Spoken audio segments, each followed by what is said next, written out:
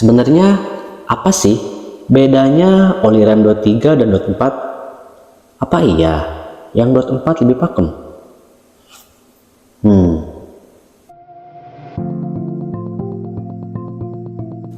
Halo John, bareng Anda di sini. Dan kali ini gue mau ngebahas tentang oli rem. Seperti yang kita tahu, kalau fungsi oli rem itu cukup vital, karena si oli inilah yang bertugas buat mendorong atau memompa piston kaliper supaya kampas rem bisa menjepit disc brake. Nah, umumnya oli rem yang banyak diketahui itu ada dua jenis, yaitu dot 3 dan dot 4.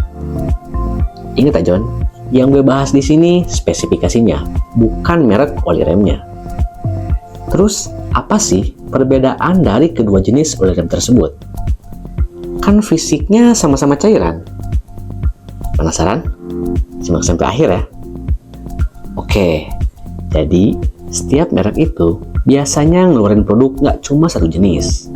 Mau itu oli rem merek Brembo, Jumbo, Preston, Top One, ataupun lain sebagainya, setiap produsen pasti menyediakan oil brake dengan spek dot 3 ataupun dot 4. Nah, ada beberapa poin pembeda dari kedua jenis oli rem tadi. Dan salah satu perbedaan terbesar dari dot 3 dan dot 4 adalah titik idihnya, di mana untuk dot 4 memiliki tingkat titik idih lebih tinggi dibandingkan dot 3, yang berarti dot 4 lebih tahan terhadap suhu panas, John. Untuk bahannya sendiri, dot 4 terbuat dari glycol ether, sedangkan dot 3 bahan bakunya terbuat dari polyglycol yang mudah menyerap air. Nah, berdasarkan data yang udah gue himpun dari berbagai sumber, dry boiling atau titik didih dari oli rem dot 3 ada di angka 237 derajat Celcius, sedangkan dot 4 berada di angka 266 derajat Celcius. Lanjut ke perbedaan kedua, yaitu tingkat kepadatannya. Untuk oli rem jenis dot 4 memiliki kepadatan lebih tinggi dibandingkan dot 3. Dan hal inilah yang membuat dot 4 lebih tahan terhadap pengaruh suhu ataupun cuaca.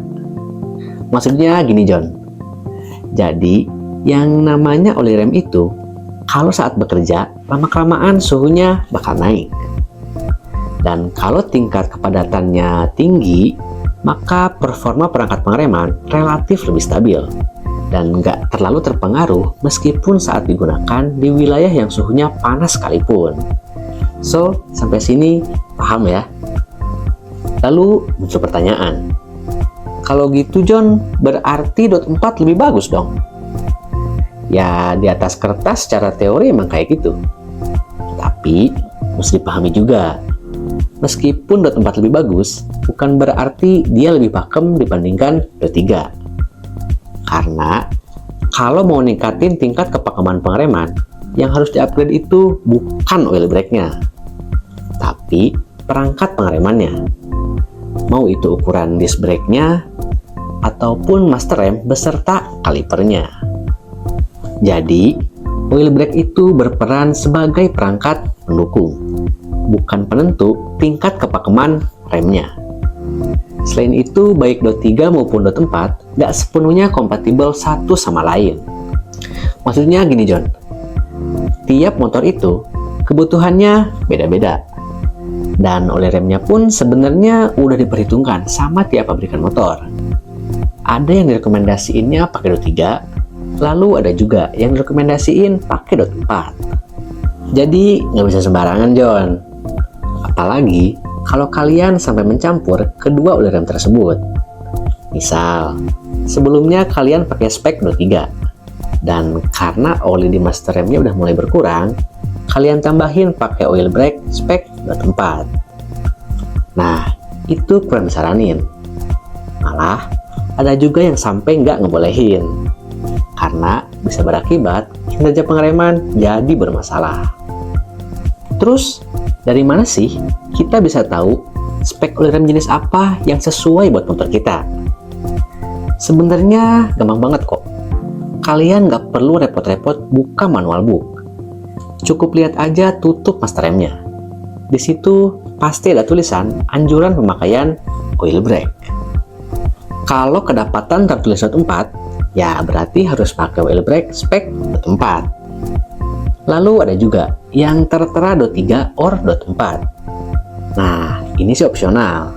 Jadi mau pakai dot 3 boleh, mau pakai dot 4 ya lebih bagus. Intinya sih kita tinggal ikutin aja apa yang udah direkomendasiin sama pabrikan motor. Mau itu dot 3 ataupun dot 4, balik lagi tergantung jenis motor dan juga kebutuhannya. Kalau kalian butuh pengereman yang lebih stabil, semisal kayak buat ajang balapan, oil brake dot 4 bisa jadi pilihan. Tapi, kalau kebutuhannya cuma buat riding biasa ataupun keperluan harian, oli rem dengan spek dot 3 juga udah cukup kok. Pokoknya, mesti kalian ingat, penentu pakem atau enggaknya pengereman bukan dari oli remnya, tapi dari perangkat pengeremannya.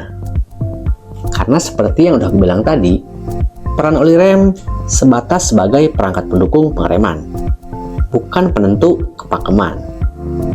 So, itu dia ulasan lengkap gue tentang perbedaan oli rem jenis dot 3 dan dot 4. Kalian pakai yang mana nih?